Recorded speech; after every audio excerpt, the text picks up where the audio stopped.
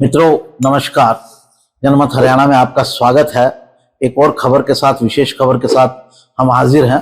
मैं हूं कमल कांत। साथियों, आपको मालूम ही है कि हरियाणा में रूलिंग पार्टी में जो दो दल हैं, बीजेपी और जननायक जनता पार्टी जेजेपी, इन दोनों के बीच में लोकसभा चुनावों को लेकर एक असहज परिस्थिति बनी हुई है।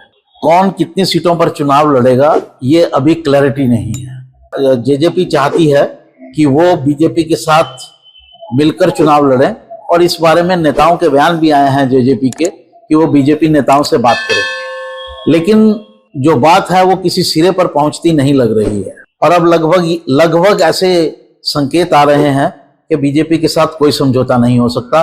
हालांकि इस तरह की खबरें भी चल रही हैं कि बीजेपी एक सीट जो है, हिसार की सीट या भिवानी की सीट जो है वो जेजेपी को दे सकती है, लेकिन ऐसा कोई संकेत अभी बीजेपी की तरफ से क्लियरली नहीं आ रहा है।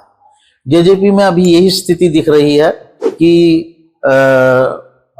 जो अलायंस है वो होने की कोई संभावना नहीं बन रही है। ऐसे में जेजेपी के लिए सांप छुछुंदर की स्थिति बनी हुई है। वो चुनाव लड़े या ना लड़े।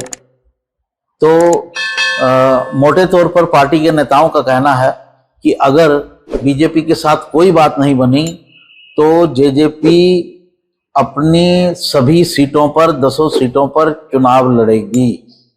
इसके लिए एक रैली भी होनी है। 13 तारीख को रैली रख दी गई है, ये संकेत देने के लिए बीजेपी को कि हम सभी 10 सीटों पर चुनाव लड़ेंगे। इन 10 सीटों पर अब तैयारी क्या है, क्योंकि समय तो बहुत कम बचा है। तो जो जानकारी मिली है उसके अनुसार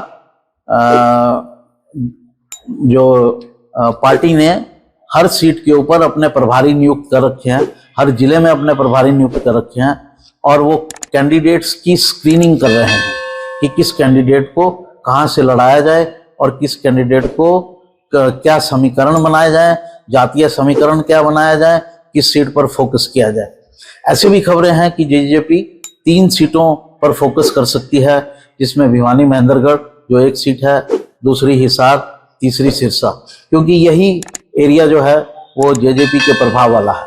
साथियों, हमने दिन में आपको दिखाया भी है कि किस तरह से जेजेपी के लिए कठिन परिस्थिति बन रही है, क्योंकि जो जेजेपी का वोटर है वो उससे थोड़ा उसके एरिया में नाराज दिख रहा है। खासतौर से हमने हिसार लोकसभा कॉन्स्टिट्यूएंसी में जो गढ़ है जेजेपी का, उचाना, जहां से दुष्यंत चौटाला खुद जीत कर गए बहुत बड़े मार्जिन से, लगभग 45,000 के मार्जिन से, वहां पर ही उनका वोटर जो है वो उनके साथ सहज नहीं दिख रहा है। वो उनको कंफर्टेबल नहीं हो पा रहा है उनके साथ।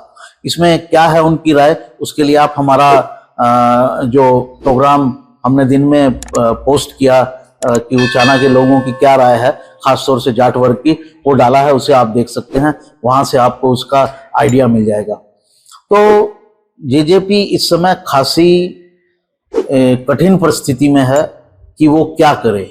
बीजेपी के साथ वो जाना चाहती है, मिलकर लड़ना चाहती है। बीजेपी जो है उसे घास नहीं डाल रही है। बीजेपी कोई किसी सीट पर कोई उसे इंडिकेशन नहीं दे रही है कि आप लड़ सकते हैं, आप इस सीट पर लड़ सकते हैं।